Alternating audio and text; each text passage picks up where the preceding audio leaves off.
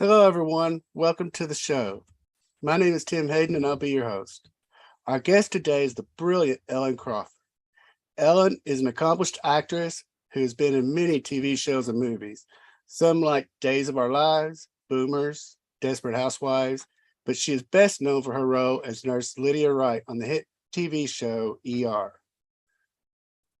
Let's welcome Ellen to the show.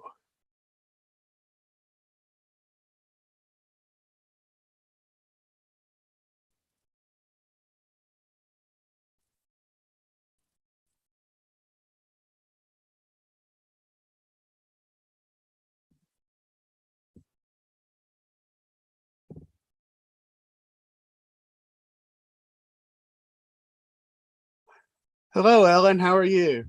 I'm fine. Thank you. How you doing? Doing great. Doing great. I'm so happy that you're here. Oh, I it's really wonderful am. to be here. Nice to get to know you. Well, first, I would like to congratulate you on, or wish you a happy anniversary. You just celebrated 45 years with your 40, husband. well, 40 years married. We've been together sort of 45, but 40 years on October 18th. So That's still incredible. I yeah. mean, and your husband is also your co-star on ER, Yes. Mike Genovese. Genovese. Genovese. Sorry, I'm not No, good it's at okay. names. Everybody pronounces it a different way. If you're Italian, it's Genovese. So, it's anybody guess what it's going to be. So, but that's how he says it, Genovese. Well, let's start at the beginning. About what age were you when you decided acting was what you wanted to do? Well, that's Michael coughing in the background, my very husband. It wasn't until fourth grade, because when I was 3, I wanted to be a ballerina. So I wanted to be a dancer until fourth grade, when I wanted to be an actress. So I was one of those very odd children that kind of knew early that I wanted to be a performer, and I have no idea why, except that when I was 3, I saw ballerinas on TV, and I told my mother I wanted to learn to dance. So I started dancing at 3, and then in fourth grade, I took some drama lessons from a wonderful woman in Bloomington, Illinois, Aurelia McKay, and she gave children. And she was quite a wonderful lady, and she taught children. We had like a little acting company together, and had a wonderful time. And that's when I thought, oh, I like this acting thing. And then when I hit puberty, I knew I couldn't be a ballerina because I was a very skinny little kid, but then my legs were short, and I filled out, shall we say, in a way that ballerinas aren't supposed to. And I realized, oh yeah, I can dance in musicals, but I don't really have a ballerina body. And I like this singing and acting thing, and I can kind of dance also. So that's how that happened. But I was never. Being a ballerina is tough on your feet. I mean, literally. I mean, Being a ballerina is tough on everything. Being a dancer, people don't think about how. First of all, it's incredibly athletic, and people don't realize the wear and tear on the body. That and you really do have the mindset of it's okay, work through the pain.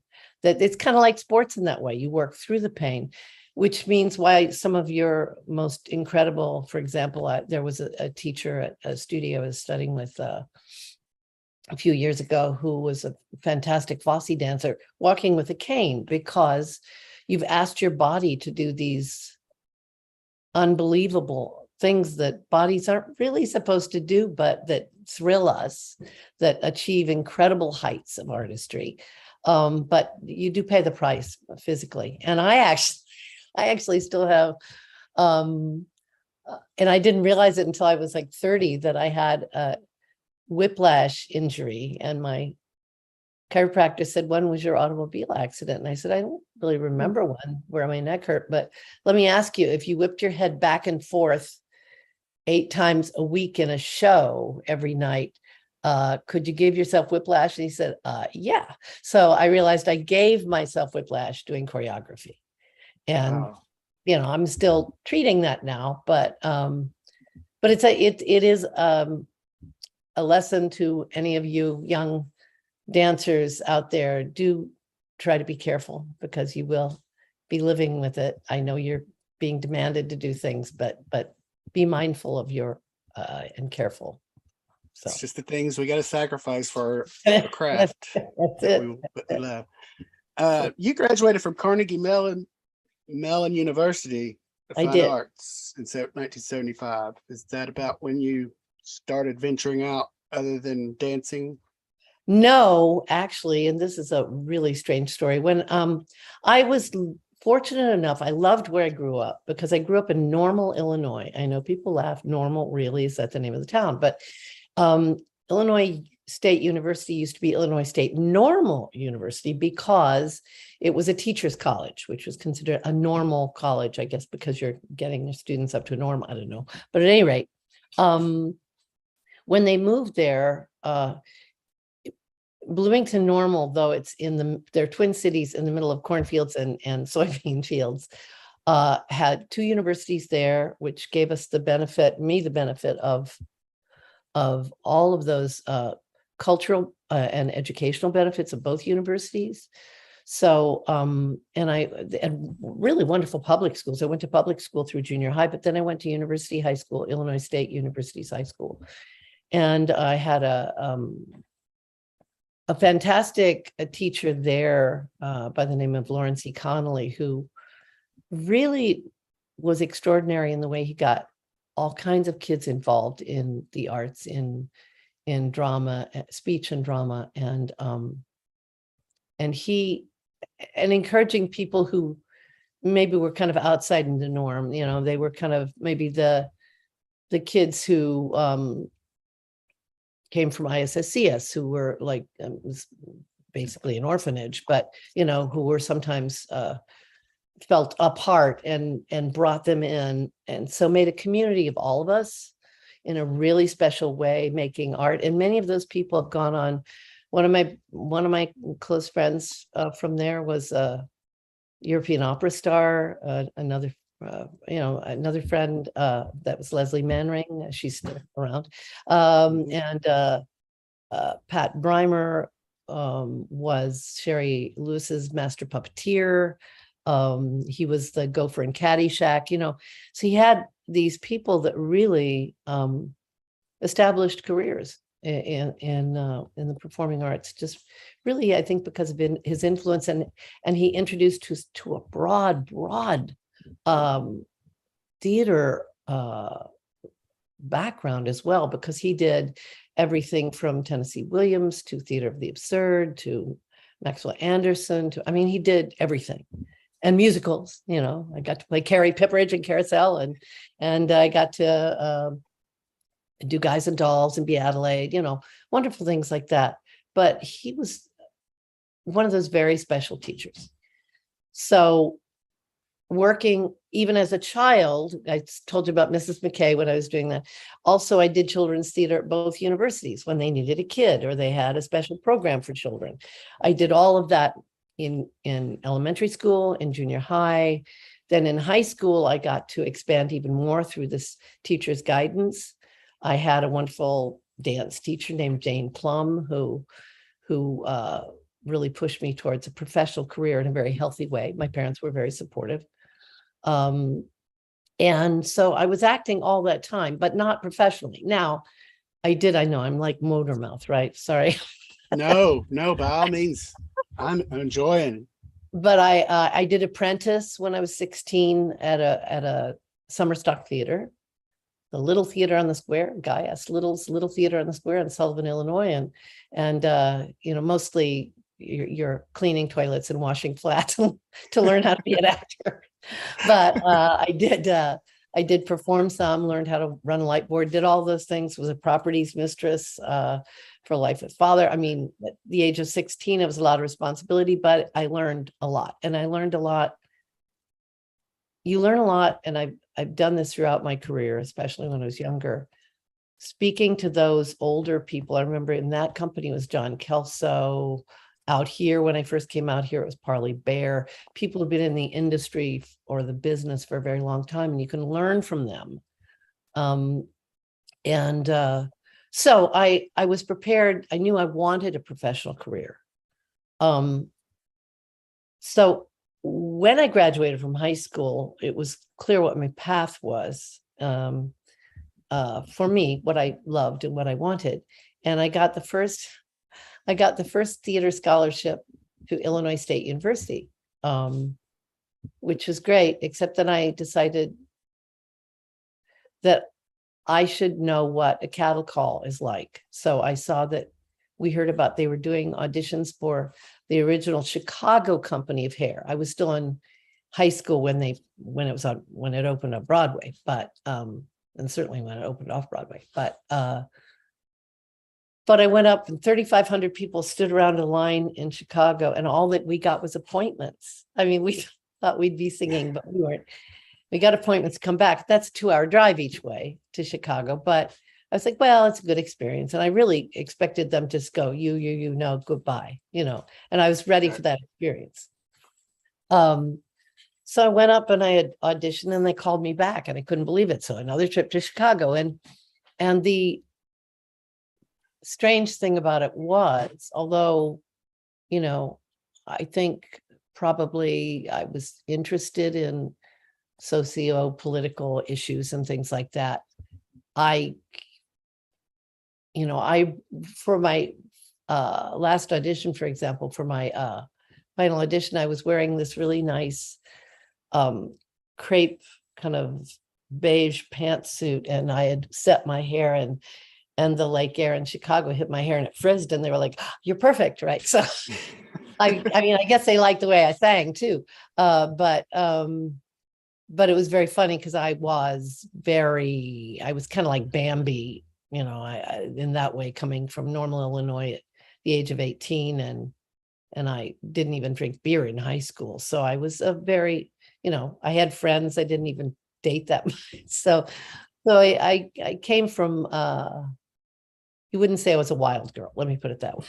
But I became sort of everybody's little sister in that company, and they were very, very lovely with me. And so my parents said, well, you know, it's a great chance, because it was in the biggest theater in Chicago at the Schubert, what's now called something else, I forget. And where I had gone as a little girl with my grandmother and mother, when I was a little girl, there was a group of women from the church or something that would get on a bus and go up to Chicago for the day and look at the Christmas windows and see whatever was at the Schubert Theater. So it was like Florence Henderson and Sound of Music. It was Carol Channing and Hello Dolly. And we would go up and see the show, and it was a thrill. And I remember my mother saying, someday I'm going to see you up on that stage. And I was like, oh, no. But in fact, that's where I had my first professional job on a production contract, which was a big deal. And so I joined Actors Equity at 18. At that time, my first union. God bless unions. Thank you for your pensions. And I was off and running, but that meant I had to turn down the scholarship to Illinois State, at least for that year. And I think it may have actually gone to Judith Ivey. I'm not sure, who certainly became a big star, and she's fantastic and a lovely, lovely, wonderful person. But I then, when I came back to school, actually, okay, I'm sorry, I'm telling you my whole life story, but Tell us. I'll try to make it quicker. No, tell us everything in detail. I love it. I decided that everybody was a backpacking teenager in those days in Europe. So after a year, and I had made money and saved some money, I decided, even though I was still having fun, it would be a good time to quit and put my backpack on and go around Europe. So I did that for 4 months. And then they requested me to come back and do the national tour of hair. So I made arrangements to come back, and that particular one was canceled for a while, but then they came through my home. This is so weird. They wanted me to start out in Washington, D.C., but that one was postponed.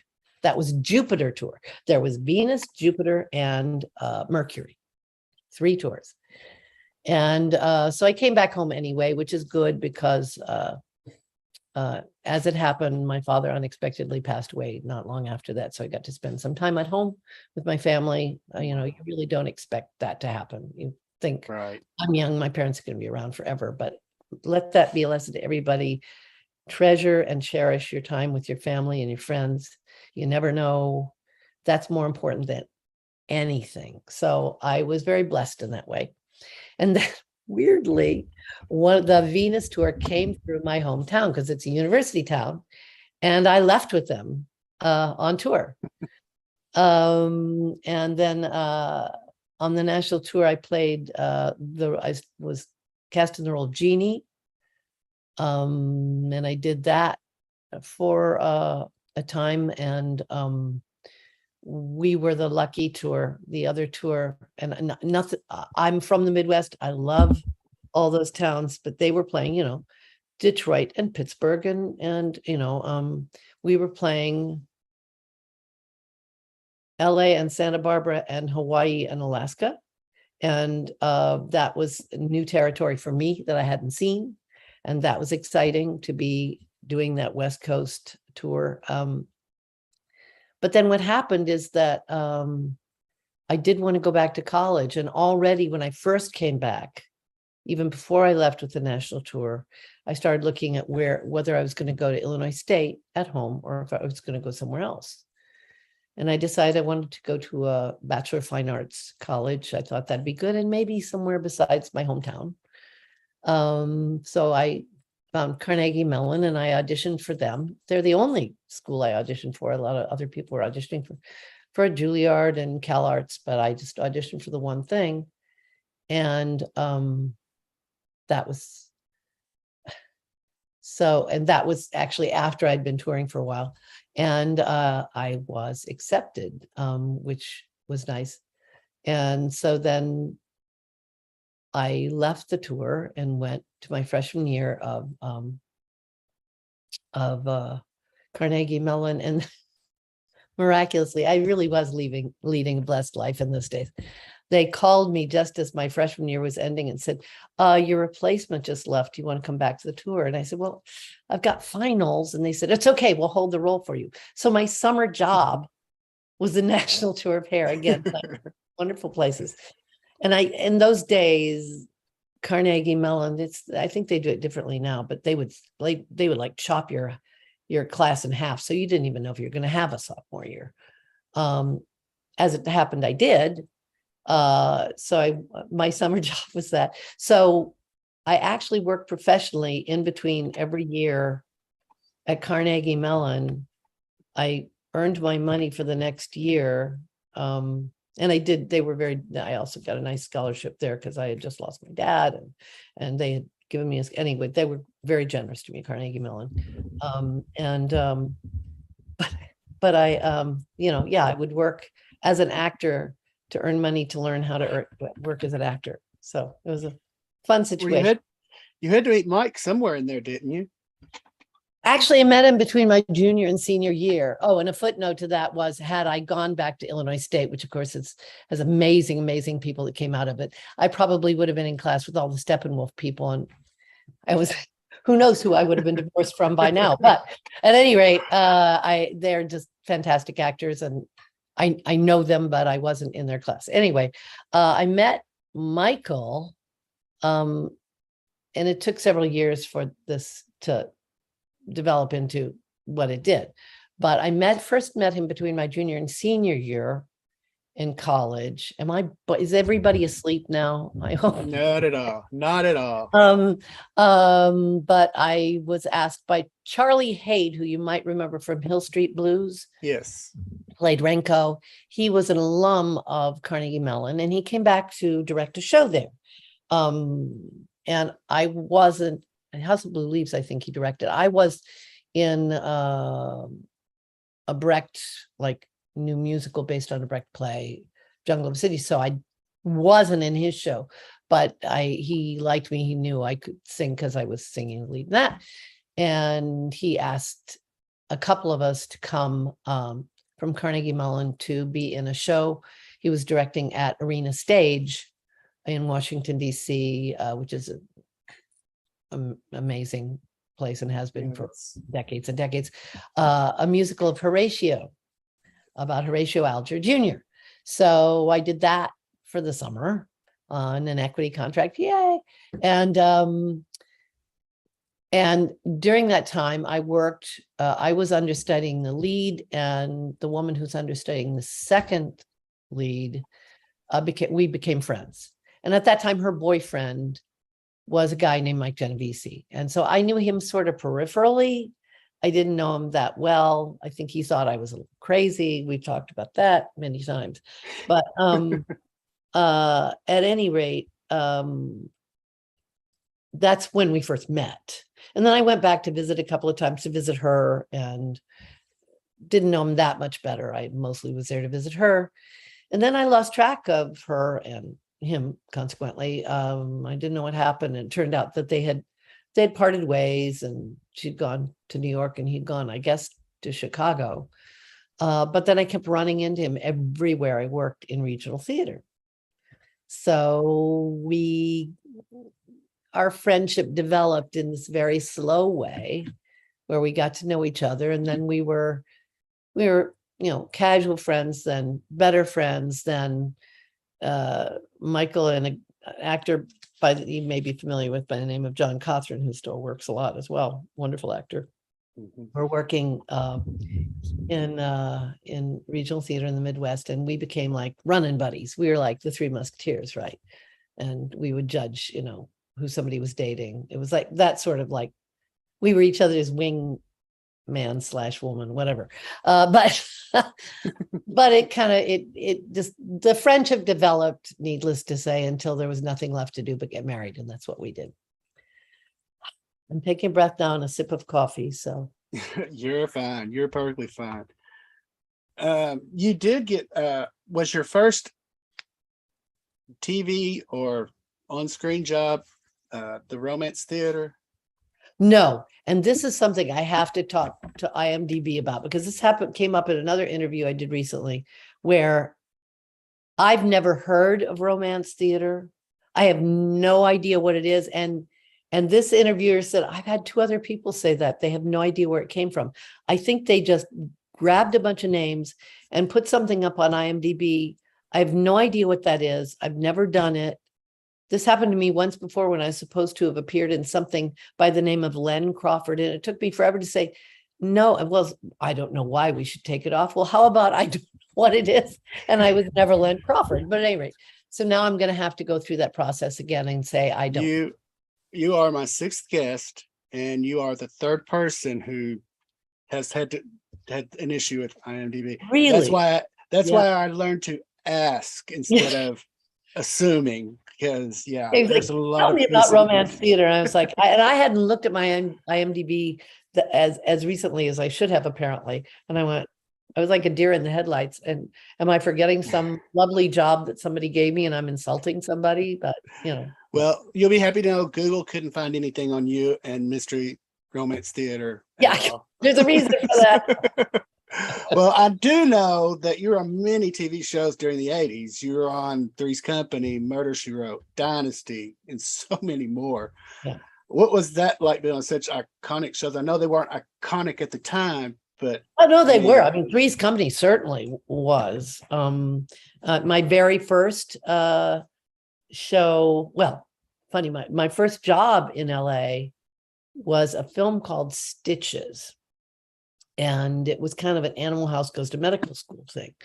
And I didn't play a nurse or anything. I played Eddie Albert was the head of the school, and I was his secretary, though I never met him because our scenes were on the phone. And so we didn't shoot the same day, but I was a fan of his. But at any rate, I was this kind of very uptight secretary that had a crush on one of the students.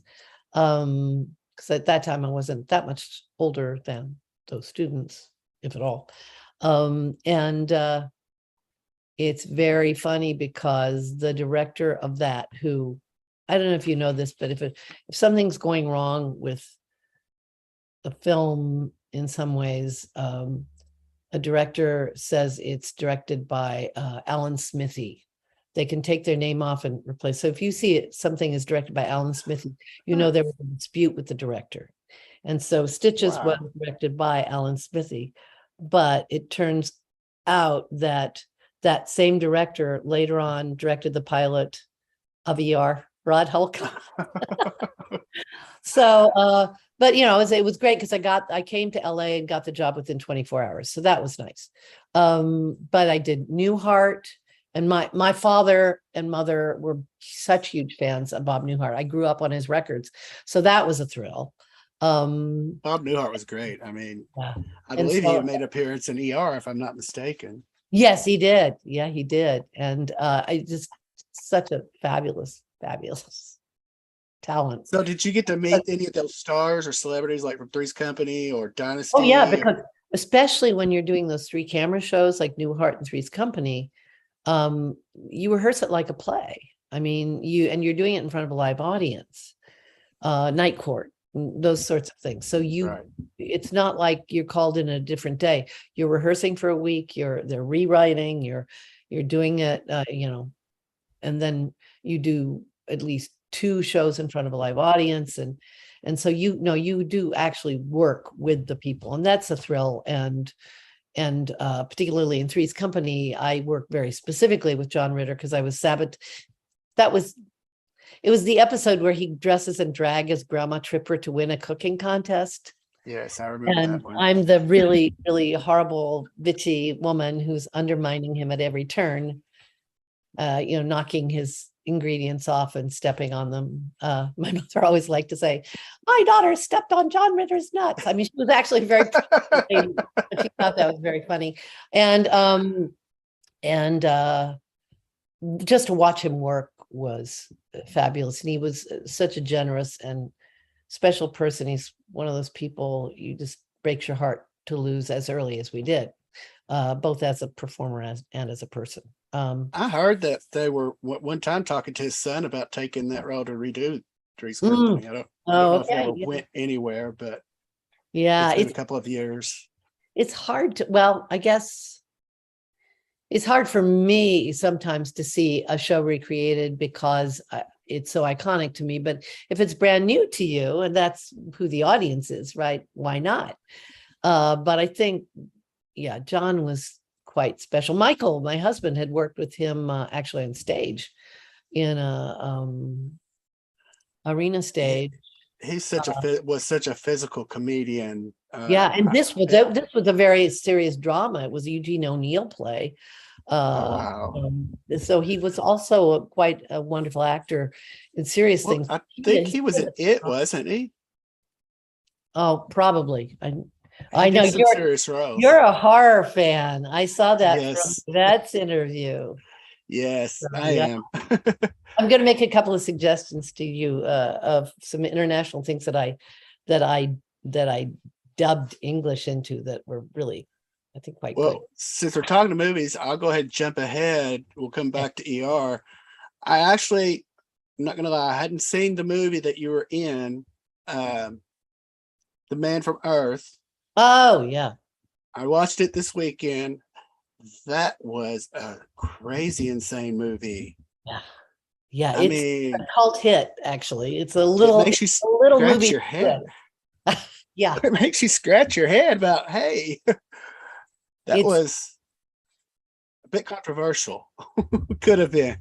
Yeah, it is. And very dense. And the writing was great. I didn't see who wrote it, but it was great. Oh, well, now this is something special because it was written, it was written on the deathbed of, oh my gosh. Oh, this is horrible. All of a sudden I need more coffee. I'll think of it in a second. He was a really famous, right? He wrote the, the episode where in Twilight Zone, iconic episode where the little boy wishes people into the corn, Billy Mooney wishes. Oh, yes. Mirror Mirror episode of Star Trek. He was quite Bixby. He was an amazing writer, and he wrote this this script on his deathbed, really, and his son Jerome Bixby, his son Emerson Bixby, decided it was his mission to produce it.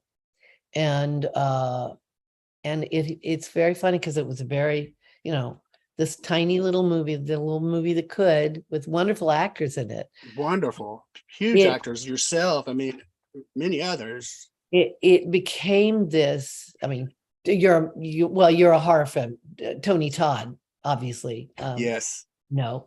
Candyman. Exactly. I mean, you can't get much bigger than that in horror. No. And these fantastic actors, but it has this kind of no exit feel, if you know that play by Sartre, where it's people in a room really talking about ideas and philosophy and having revelations about each other and about what might be true about the universe. It left you wondering. There are, but it became this kind of cult film of people that discovered it, and it's gone on and on. They even did a sequel, which wasn't as successful, but there is a certain people who enjoy that genre were fascinated by it. I had a lot of comments because my character was you were freaked the heck out. Yeah, I was more conservative from a religious standpoint. Yeah.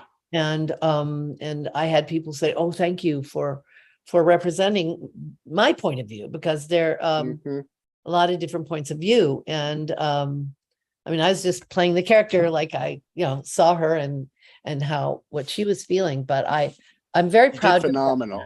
Yeah. To check that out, The Man from Earth, if you haven't. It may or may not be your cup of tea, but I gotta say, if it is your cup of tea, I think you'll really enjoy it. And I really don't see how they could have done a sequel. I mean, how much bigger of a person could the lead actor portray than Jesus? Well, yeah. Well, it's. I mean, I'm not trying to ruin the movie and say what happened at the end, but that's kind of how he goes somewhere else and has some other students, and then there are flashbacks. Oh, okay. To the first movie. And anyway, so you can check out both movies, but at least check out The Man from Earth, which you can still find. And there's another. See, this is the thing about independent films that I love, because you can do some really wonderful work with very special people. I was asked to do a film called Angel's Perch. I don't know if you got a chance to watch Angel's. I haven't yet. I will. But it was written, I got this call. Michael and I were doing this theater tour one year where we did, I think that was the year we did, we've done shows up in Maine at the Public Theater in Maine, Lewiston, Maine. And we had done a show there. It might have been on Golden Pond, but it might have been the Cocktail Hour. I'm trying to remember. But then we came down to North Carolina to do a couple of shows there. And on the way back, we decided to do a driving thing. And on the way back, we were going to drive to St. Louis to a kind of family gathering in honor of his mother, my mother-in-law, who had died of Alzheimer's. And I get terrible disease. I get terrible disease. And I get this call from these people out of the blue that I've never met, asking me if I would play this role and they send me the script, and it's the caregiver, like nurse caregiver for this woman with Alzheimer's. And they had no idea I had any real connection with that disease. They just, I guess, liked my work. And so I said, yes, please. I really liked the script. It was written kind of as an homage by the filmmaker for his grandmother, who lived in West Virginia. And we actually wound up shooting it in West Virginia in her home, because she lived in. Oh, wow. It was an old kind of company town, and they had those old company houses, and she lived in one of those. And Joyce Van Patten played his grandmother. And it's a very touching, I think, very successful film, lovely film, that also still has a life. You can still. I will check that out for sure. I hope everybody else does stream it. You can, rent it, but but it's a lovely film too. And I love doing those kinds of projects because sometimes they lead you to roles that you wouldn't necessarily do if it's in a big A-list picture, where, you might not be the person that they consider box office for that role. Right. Well, I'm going to jump back to 1994 when you landed your role as Nurse Lydia Wright. Okay. I'll get shot if I don't cover ER. That was such a huge part. Yeah, it's pretty iconic. What was your audition like for that?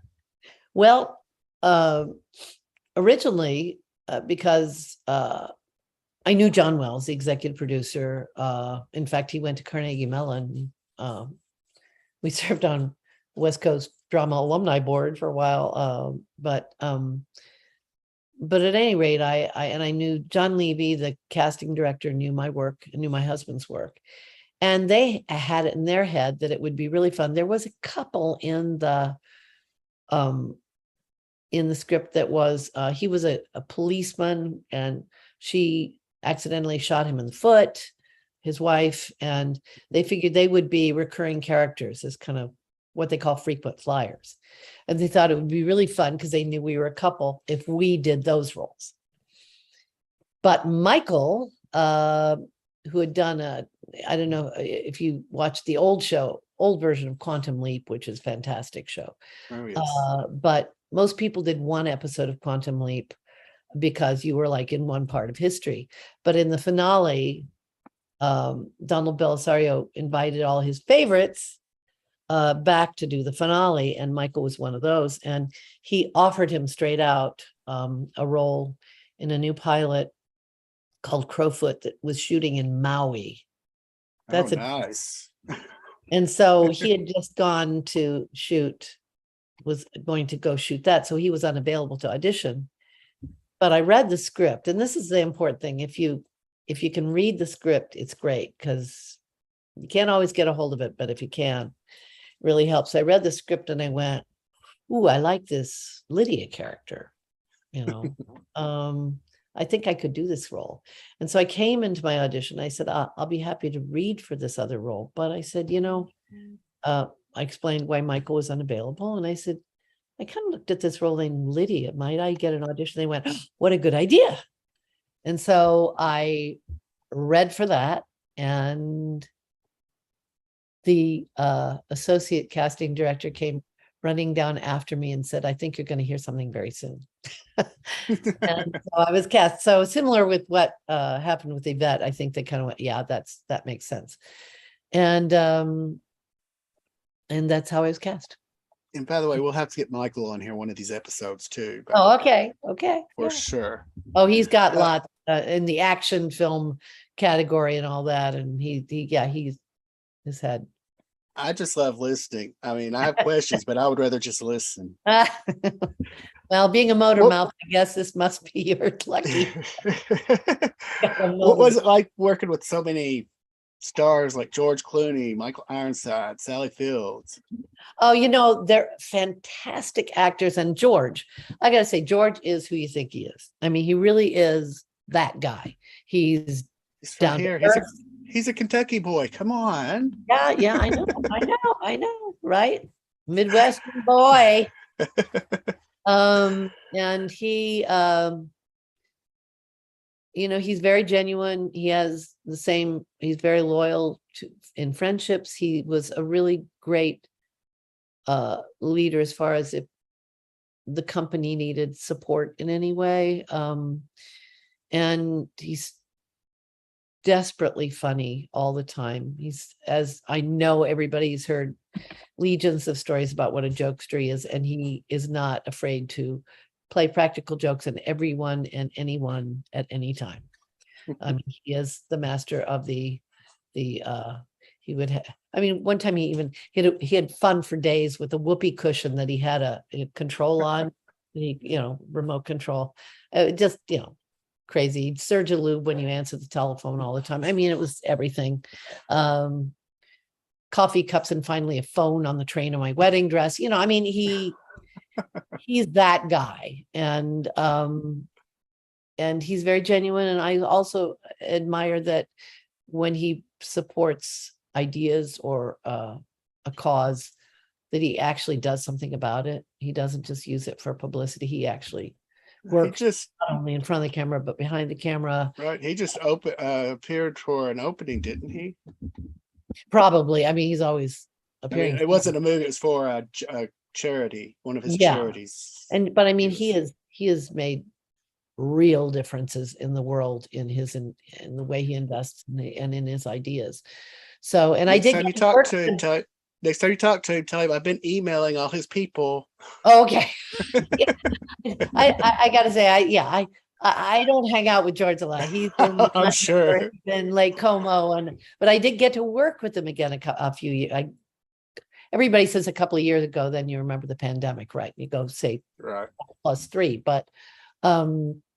but I did get to do Suburbicon with him, however, briefly.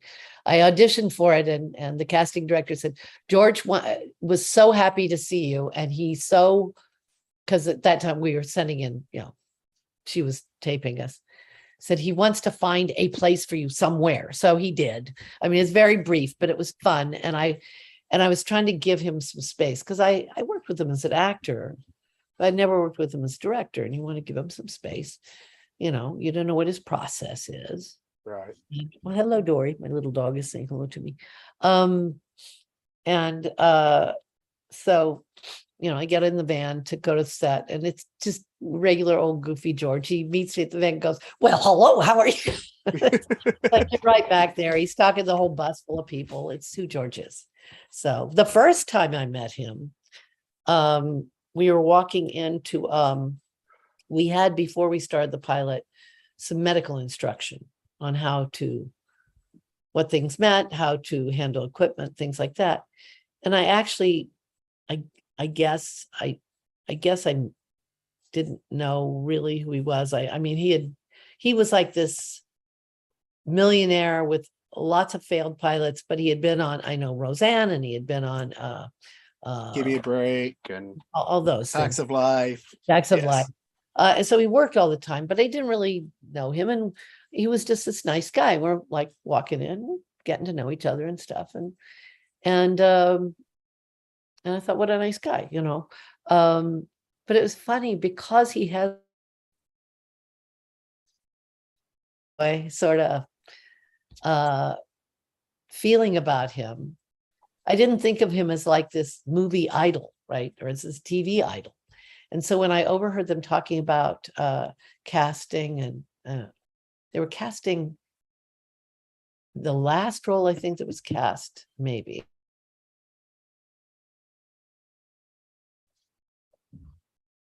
But I know they were seeing people for it. And I know they said, well, he was very good, but they say, they really want, I overheard them saying they really want a hunk. And I remember them saying, oh, but we already have a hunk as far as that goes. And I was like, and in my head, this is so funny to remember now, because he is like the ultimate in the sexiest man alive, right? I went, Right. who? Because George was so down to earth, despite the fact he was devastatingly handsome and charming. He was that nice guy, George. I mean, I didn't think of him as the movie idol, right? Which is to his credit, because he is, no one can deny he's gorgeous and always has been, but he's that kind of a guy. So anyway. You made a question that came into my head that I've always wondered about ER, and this is my chance to ask. Maybe you'll know. When it first started out, wasn't it supposed to be based around Anthony Edwards' character, or was it about everybody? Because I think it was more of an ensemble piece. It was written as a screenplay. it seemed halfway through after he left, it went to Carter. Yeah. I mean, that's what they television kind of does that, and it sorts out who are going to be who's going to run the story. All we had Right.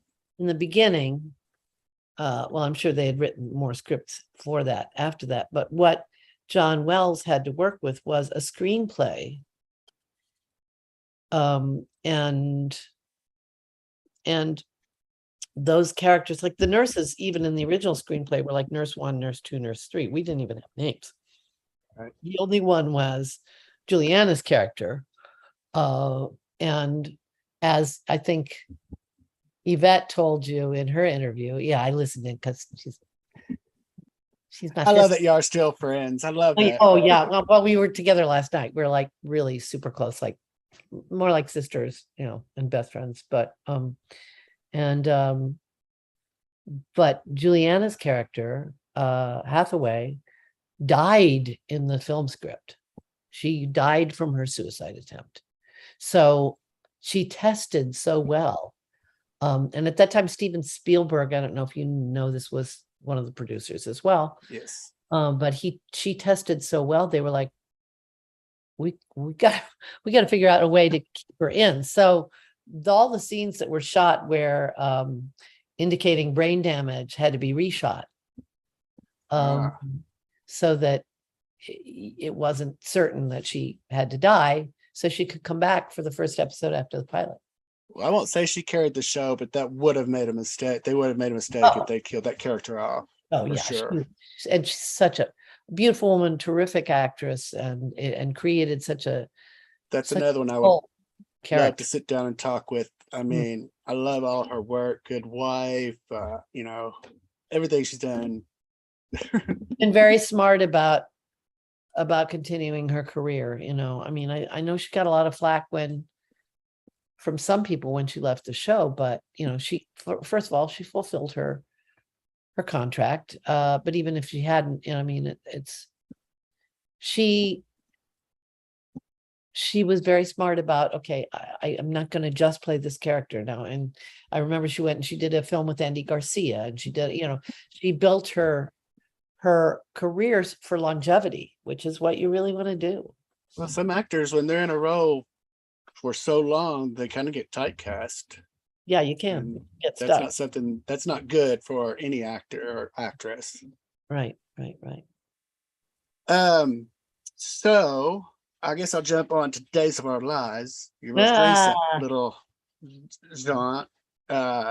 You played a nun. I played Mother. Which coincidentally I found out during my research, it's not the first time you've played a nun. No, I was on Broadway playing the world's oldest living nun, literally 104 years old, 4 feet tall and getting shorter every day. Yes. Yeah, that when I was on Broadway, it was a show called Do Black Patent Leather Shoes Really Reflect Up? So yeah, I had played many nuns, House of Blue Leaves. I played a lot of nuns. I played a nun on Mr. Belvedere, as a matter of fact. But maybe The Sound of Music needs to look towards casting you on Broadway with them as Mother Superior. Yeah. Good role. Sound of Music was when I was a chorus girl during college, when I was working at Pittsburgh Civic Light Opera. That's the only time I did Sound of Music. But I can still, we went to see a production, and under my breath I was singing the opening alto part because I could still remember it.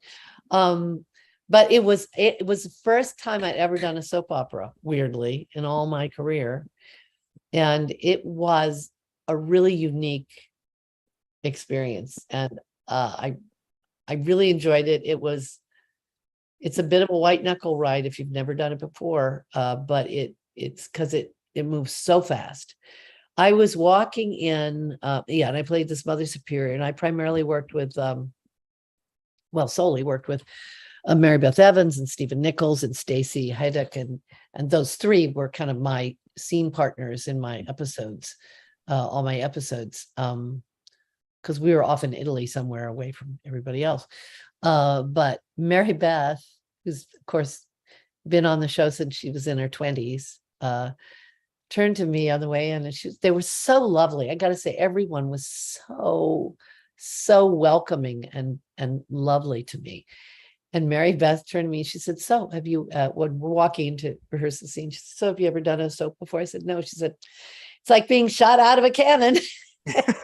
And she was right. I mean, because you kind of get to a different part of the scene when you're blocking it. It's like you work very, very fast. And they might change it, and they might, after you rehearse it, give you a completely different direction. And you don't rehearse it that way. You just do it when you shoot it. And they're shooting. And daytime, they don't like doing more than one take. They don't usually. I mean, they might pick it up somewhere, but they pretty much, you do it. You have to come prepared and say if you get the script late, you might not have a lot of time to look at it. That can happen because it's very complicated.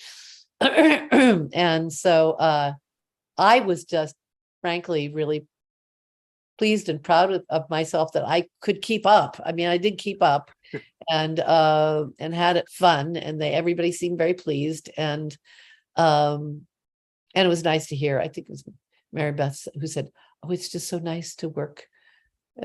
It's always nice to work with people who really know what they're doing." And I'm like, "Oh God, I'm all right."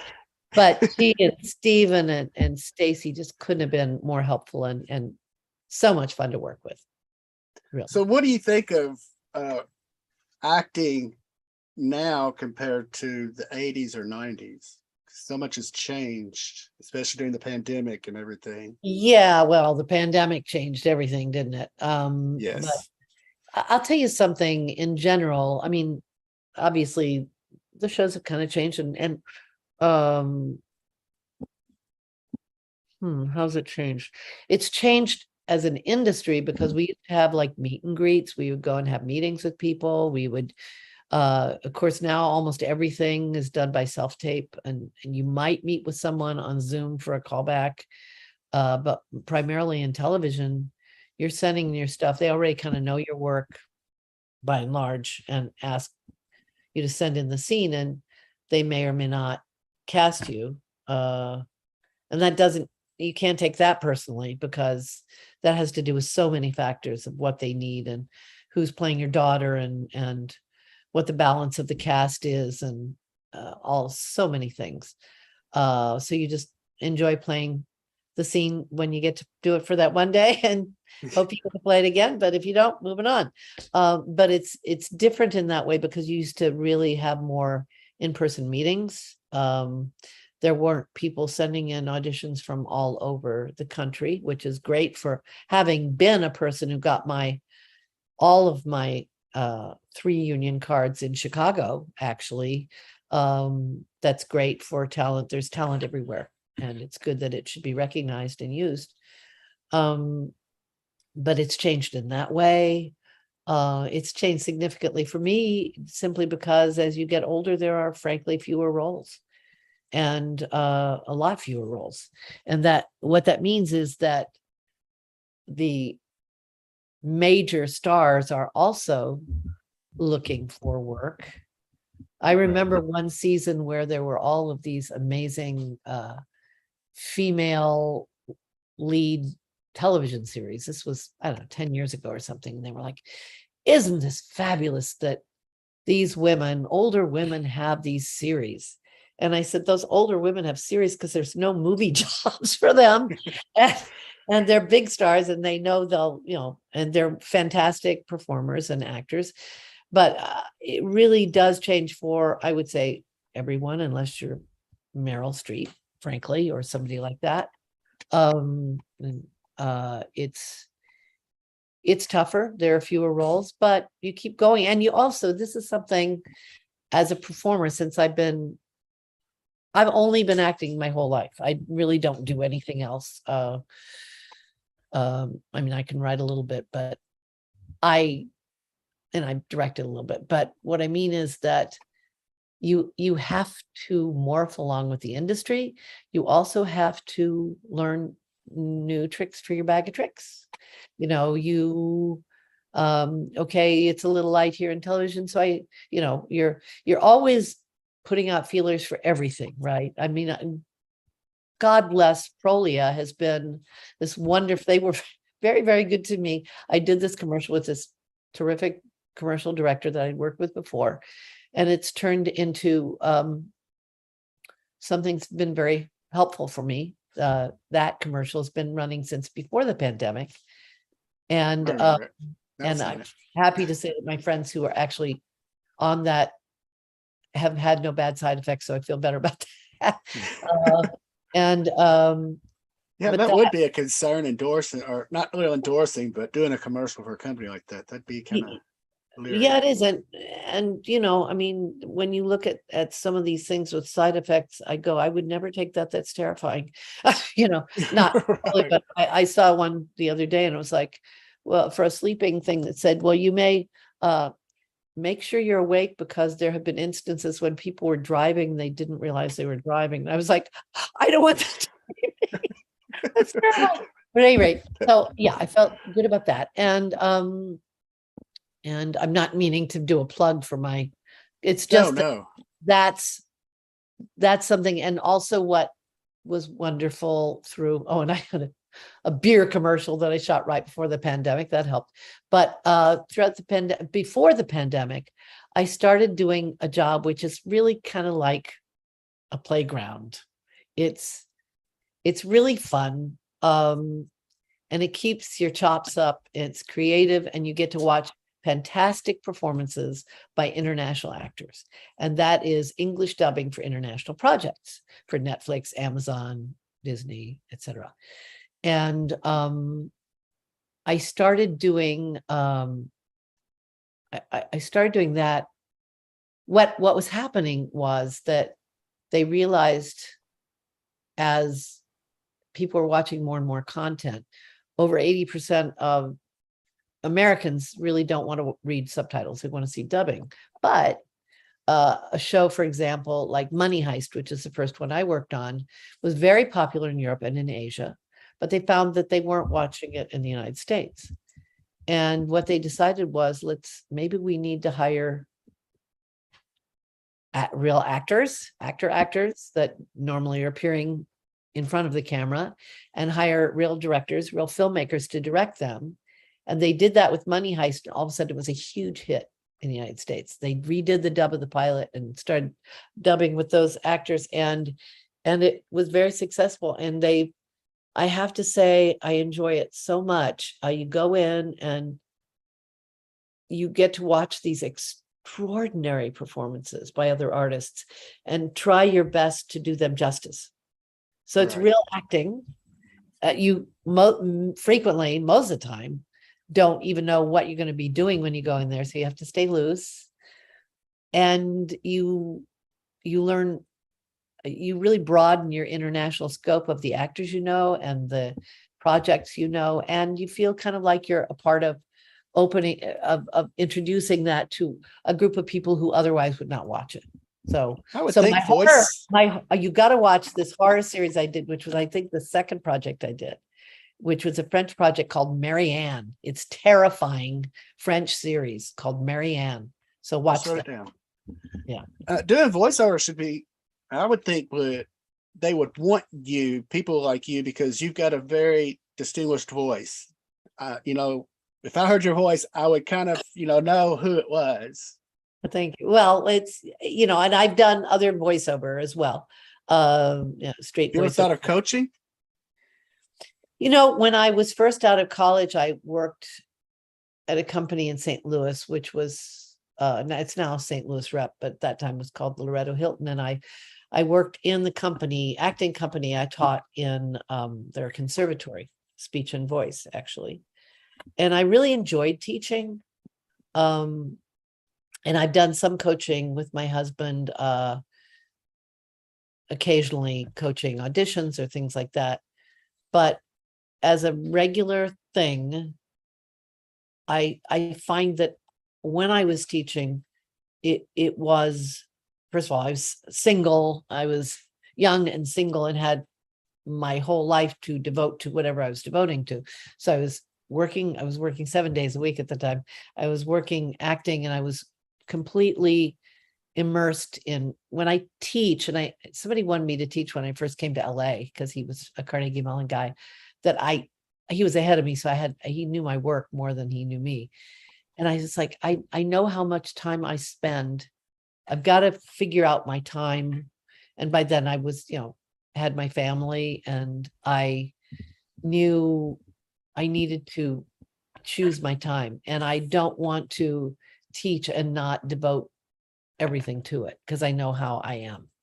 So there might be a time when I teach again and I enjoy it.